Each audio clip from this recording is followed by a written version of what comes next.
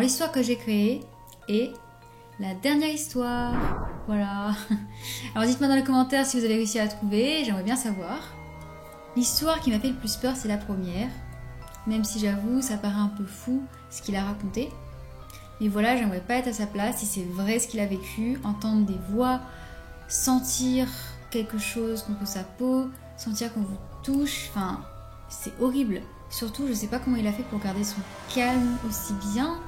Déjà, la première fois qu'il a ressenti ça, il a dormi comme si de rien n'était. Le lendemain, ça a recommencé et là, il s'est dit, bon, ça commence à être inquiétant. Bon. Mais moi, j'aurais tout de suite... Enfin, j'aurais pété un plomb, quoi, vraiment. Heureusement qu'il a l'habitude, voilà, de ressentir des choses un peu paranormales. Parce que si quelqu'un de lambda vit ça, il va dire, ça y est, je deviens dingue, en fait. Il faut le faire interner, c'est terminé, je parle à vous.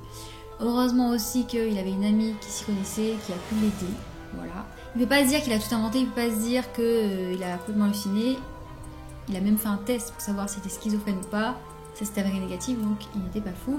Et en plus de ça, tout ce qu'il a vu dans son rêve a été confirmé par le propriétaire qui lui a raconté l'histoire à peu près de l'immeuble. Et après, il a fait des recherches. Il a vu que voilà, l'ancienne voie ferrée, il y avait une église avant et que c'est pour ça que la petite fille ne pouvait pas traverser cette ancienne voie ferrée.